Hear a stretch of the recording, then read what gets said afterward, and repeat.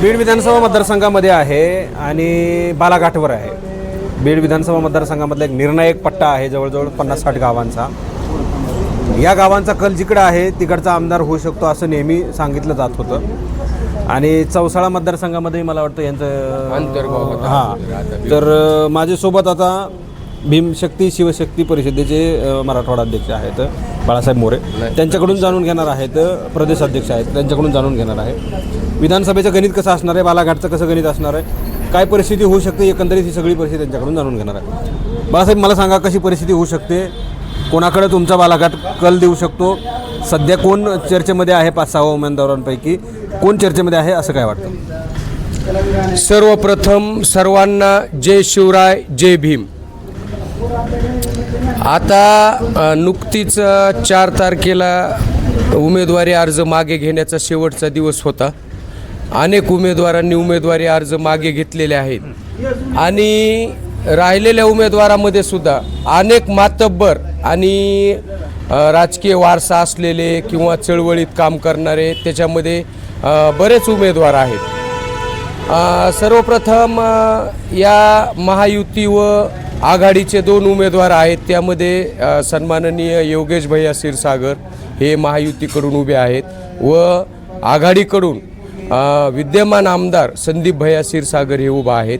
त्याच्या व्यतिरिक्त गेल्या 25-30 वर्ष सातत्याने चळवळीत काम करणारे आणि शिवसेनेच्या माध्यमातून लोकांची सेवा करणारे विद्यमान शिंदे गटाचे जिल्हा अध्यक्ष, परंतु जरांगे पाटलाकडे उमेदवारीची जे 17 लोक मागणी केली होती त्यातील एक माननीय अनिलदादा जगताप आहेत. आणि शिवसेनेचे माजी जिल्हा प्रमुख कुंडलिक बापू खांडे ते आता सुराज्य पक्षाकडून आहेत. आणि राष्ट्रवादी काँग्रेस पार्टीच्या बंडखोर ज्योतिताई मेटे यासुद्धा रिंगणात आहेत. तर असे एकंदरीत 5-6 उमेदवार सध्या लोकांच्या महत्त्वाच्या चर्चेतले आहेत. आणि त्याच्या व्यतिरिक्त वर्तमानपत्रामध्ये, वृत्तपत्र क्षेत्रामध्ये आणि सामाजिक कामामध्ये आपला वेगळा ठसा उमटवलेले भागवतराव तावरे हे सुद्धा, म्हणजे असे 5-7 लोकांमध्ये प्रामुख्याने लढत होईल असं एकंदरीत चित्र सध्या या परिसरामध्ये चर्चेला जात आहे. नाही, पण तुमचा बालाघाट कुठे जाऊ शकतो लोकांमध्ये? तुम्ही आता नेहमी फिरताय, तुमचा फार संपर्क राहिलेला आहे, लोकांचं काय म्हणणं आहे, तुम्हाला ऐकायला येतं आहे का? काही लोकांबद्दल तुम्हाला जे ऐकायला मिळाले ते आम्हाला थेट तुम्ही सांगू शकता का, कशी सगळी परिस्थिती आहे? मी गेल्या 25 वर्षापासून सामाजिक चळवळीत काम करत आहे. सध्या मी शिवशक्ती भीमशक्ती विचार मंचचा प्रदेशाध्यक्ष आहे आणि ऊसतोड शिवशाहू ऊसतोड कामगार संघटनेचा राष्ट्रीय अध्यक्ष आहे. मी या चळवळीच्या माध्यमातून सर्वसामान्य तळागाळातील उपेक्षित घटकासाठी अनेक आंदोलनं केलेले आहेत आणि सातत्याने आवाज उठवलेला आहे. त्याच्यामुळं माझा आवाज हा सर्वसामान्याचा, गोरगरिबांचा, शेतकऱ्यांचा, कष्टकऱ्यांचा आवाज आहे. हे तुम्हाला सर्वप्रथम माझी विनंती तुम्ही गृहीत धरला पाहिजे.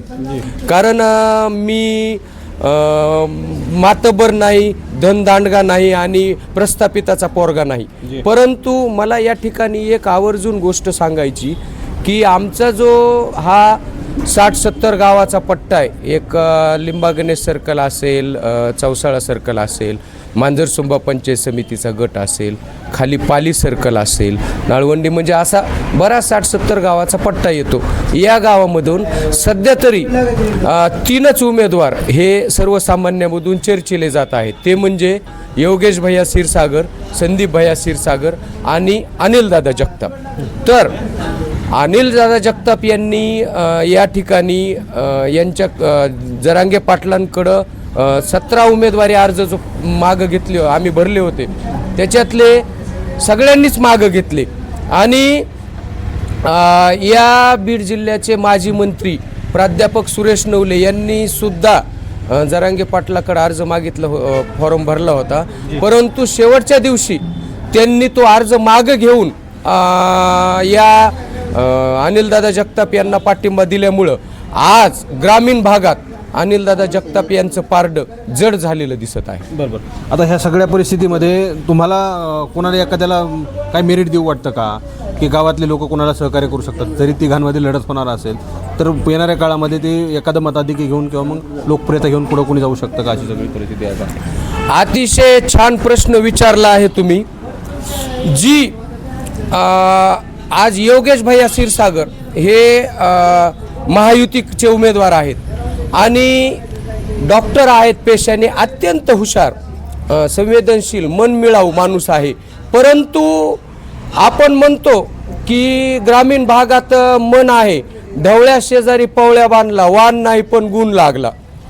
आज ते युतीकडून असल्यामुळं मुस्लिम बांधवामध्ये युतीच्या विरोधात मोठ्या प्रमाणावर रोष आहे आणि मुस्लिम बांधव योगेश भैयाला मतदान 95% मुस्लिम बांधव करू शकत नाहीत. त्याचं एक कारण आहे, भारतीय जनता पार्टीबरोबर योगेश भैयांची युती आहे. दुसरा प्रश्न, गेल्या 5-6 वर्षापासून संविधान बचाव आंदोलनाच्या माध्यमातून आंबेडकरी जनता सातत्याने आवाज उठवत आहे. ती सुद्धा जनतेमध्ये 90% मोठ्या प्रमाणावर या ठिकाणी महायुतीच्या विरोधात नाराजी आहे. अजित पवार नेहमी म्हणतात भाषणामध्ये, त्यांना नेहमी पत्रकार प्रश्न विचारतात, तुम्ही महायुतीमध्ये आहात मात्र मुस्लिमांबद्दल नारायण राणे असतील किंवा मग भारतीय जनता पार्टीवाले लोक फार खालच्या पातळीला जाऊन टीका करतात, तुमचं काय म्हणणं? तर ते नेहमी म्हणतात, आम्ही जरी युतीमध्ये सोबत असलो तरी मुस्लिमांसोबत आमचं सख्य आहे, आम्ही त्यांना उमेदवारी, आता त्यांनीसुद्धा उमेदवारी दिलेली आहेत आणि बऱ्याचशा काही गोष्टी आहेत. त्यांचं असं म्हणणं आहे की आमचे त्यांचे विचार वेगळे आहेत आणि नेहमी भाषणामधून अजित पवारांनी असं सांगितलं आहे की व्यवस्थित बोला. कालच्या सभेतही तसं म्हणले होते त्यांनी की वाचाड वेळाने अजिबात काही बोलू नका, नारायण राणे यांच्या टीकावर करू नका. याचा काही परिणाम होऊ शकत नाही का? मुळात अजितदादांनी जी युती केलेली आहे गेल्या 25-30 वर्षापासून, माननीय उपमुख्यमंत्री अजितदादा पवार यांनी पुरोगामी विचारावर त्यांची राजकीय वाटचाल केलेली आहे. पण अचानकपणे सत्तेच्या लालसेने त्यांनी असं नैसर्गिक युती केली असा जनतेमध्ये मेसेज आहे. आणि अजितदादांचे खायचे दात वेगळे आणि दाखवायचे दात वेगळे आहेत. मराठा आरक्षणाला विरोध करणारे माननीय छगनराव भुजबळ साहेब असतील, त्यांना ते पक्षातून काढू शकत नाहीत का, असं 95% मराठा समाजाचं मत आहे. एकीकडं मराठा आरक्षणाला विरोध करायचा, एकीकडं भाजपसोबत युती करायची, मुस्लिम समाजाचा रोष आहे, मागासवर्गीय समाजाचा रोष आहे. शक्य कसं असू शकेल? कारण अजितदादा पवारांचे महायुतीचे आणि दलित, मुस्लिम आणि मराठा घटकाचे हे 2 टोकाचे विचार आहेत, त्याच्यामुळे शक्य असण्याचा प्रश्नच. अजित पवार आणि शरद पवारांचे उमेदवार म्हणजे महाराष्ट्रामध्ये जवळजवळ 30-32 जागा अशा आहेत, त्या कदाचित जास्त आहेत, तिथं फक्त अजित पवार आणि शरद पवार या दोघांमध्ये लढत होतात. या सगळ्या गोष्टीवरून असं वाटत नाही का की अजित पवार शरद पवार एकच आहेत किंवा मग सोबत वापस जातील, असं जाऊ शकतात? कधी शक्य आहे?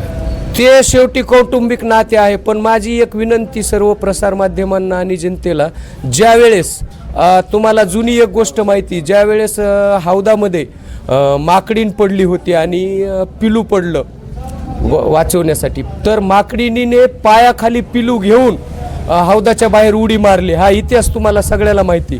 हे राजकारण नाही. जरी कौटुंबिक नातं वेगळं जिव्हाळ्याचं असेल, आजही आदरणीय पवार साहेबाबद्दल अजितदादा कधी खालच्या त्यांनी बोलले नाहीत, आदरणीय साहेबच म्हणतात. ते त्यांचं कौटुंबिक नातं झालं. पण ही विचाराची लढाई आहे. या ठिकाणी जरी ते 50 जागा जरी त्यांनी उभा केलेल्या असल्या तरी शेवटी जो तो ज्याच्या त्याच्या विचाराचा, असं तर त्यांचे जाहीर समर्थन करू शकत नाहीत ते एकामेकाच्या उमेदवाराचं. आता हे झालं राजकारणावर बोलू आपण. मागच्या 5-10 वर्षामध्ये विकास कामाबद्दल बोलू आपण. रस्ते कसे आहेत, गावातली स्वच्छता कशी आहे, आरोग्याची व्यवस्था कशी आहे, उद्योगधंद्याची व्यवस्था कशी आहे, हे कसं सुधारलंय का मागच्या 10 वर्षामध्ये? इतिहासामध्ये डोकावला असता महात्मा ज्योतिराव फुले यांनी शेतकऱ्याच्या आसूडमध्ये जे प्रश्न मांडलेले ज्योतिरावांनी, आजही 80% प्रश्न ग्रामीण भागात जसेच्या तसेच दिसतात. ऊसतोड कामगाराचा प्रश्न असेल, शेतकऱ्याच्या मालाचा प्रश्न असेल, रस्ते असतील, लाईट असेल, दळणवळण, आजही लोकांना, गोरगरीब शेतकऱ्यांना एकत्रित येऊन रोहित्र म्हणजे डेप्या विकत घ्यावा लागतात. आणि ग्रामीण भागात एक रस्त्याचं काम 3-3 वेळेस झालंय, परंतु त्या रस्त्यावर वाहनं आणि दळणवळण व्यवस्थितरित्या करता येत नाहीत. तुम्ही तर आता नागझरी वगैरे या खालच्या भागातून आलात, बेलखंडी पाटोदा, तुम्हाला येताना सुद्धा त्या रस्त्यानी कसरत करावी लागली असेल. ग्रामीण भागातलं चित्र, पिण्याच्या पाण्याच्या योजना, मोदी साहेबांनी महत्वाकांक्षी प्रकल्प आणला, हर घर जल. पण आज तुम्ही जाऊन बघा, हे मी लिंबा गणेश नगरीमध्ये बसलोय, आज या गावामध्ये 80% महिलांची संतप्त प्रतिक्रिया पाण्यासाठी. लोकांना पाणी 8-8 दिवस मिळत नाही. मग काय विकास म्हणजे काय? मूलभूत ज्या गरजा आहेत, पाणी, वीज, रस्ते, हे अजून लोकांपर्यंत पोहोचलेले नाहीत. मग हे सगळ्या गोष्टी करण्यासाठी तुम्हाला काही नवीन करायचं आहे का? कुणी नवीन बदलायचं आहे का? की जुना राहू द्यायचा आहे, फार चांगली कामं करताय, असं काही आहे का? आता बदलण्याचा विषय झाला. आता ही लढाई एक वेगळ्या वळणावर येऊन ठेपलेली.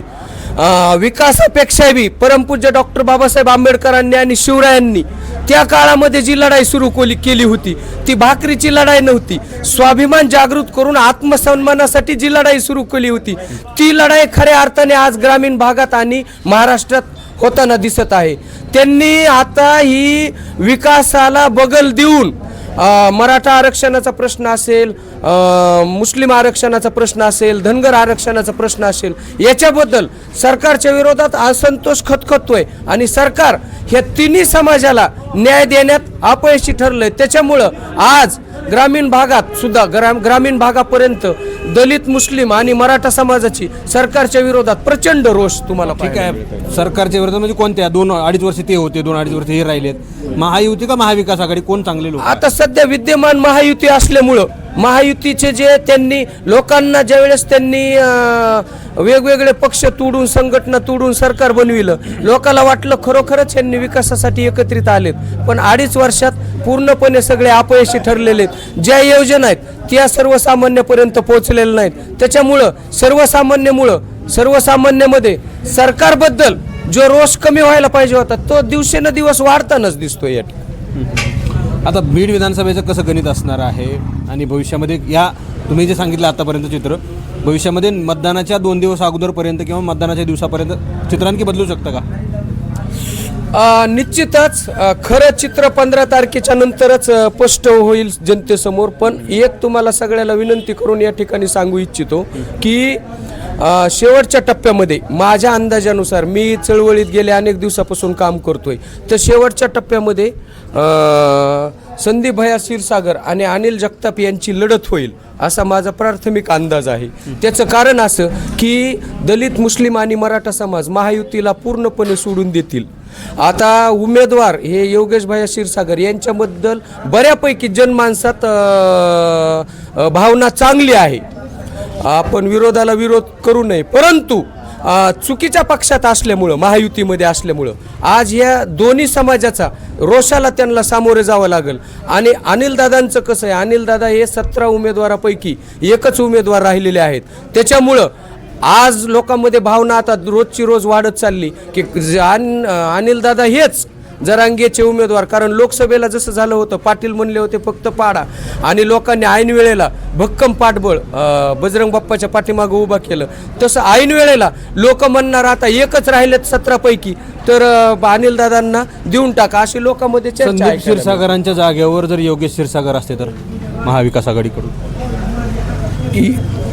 उमेदवाराचा प्रश्नच नाही, तर विचाराची लढाई येऊन ठेपलेली आहे. महाविकास आघाडीकडे संदीप क्षीरसागरांच्या जागेवर योगेश क्षीरसागर असते तर त्यांचा वैयक्तिक स्वभाव आणि दलित, मुस्लिम, मराठा समाजाचं बऱ्यापैकी पाठबळ संदीप भैयापेक्षाही योगेश भैया अव्वल राहिले असते महायुतीकडून, परंतु या आघाडीकडून. परंतु युतीकडून असल्यामुळं 15 तारखेच्या नंतर ते तुम्हाला अत्यंत महाग बॅकफुटवर गेलेले दिसतील. तर हे होते बाळासाहेब मोरे आणि विस्तृत चर्चा विधानसभा मतदारसंघाबद्दल सांगितली. पक्ष संघटना, राजकारण, विकास आणि या सगळ्या गोष्टी, शेतकरी, शेतीमालाला भाव, विद्यार्थ्यांचे सोयीसुविधा आणि बेरोजगारी, या सगळ्या गोष्टीवर बोलणं झालं आहे. महाविकास आघाडी आणि महायुती हे 2 सरकार 5 वर्षामध्ये राहिले. अलीकडच्या काळामध्ये महायुती असतानासुद्धा त्यांच्या विकासाची कामं कुठं दिसली नाही. राजकारणामध्ये बोलायचं झालं तर विकास कामाबद्दल फार काही गोष्टी नव्यानं झालेल्या नाही.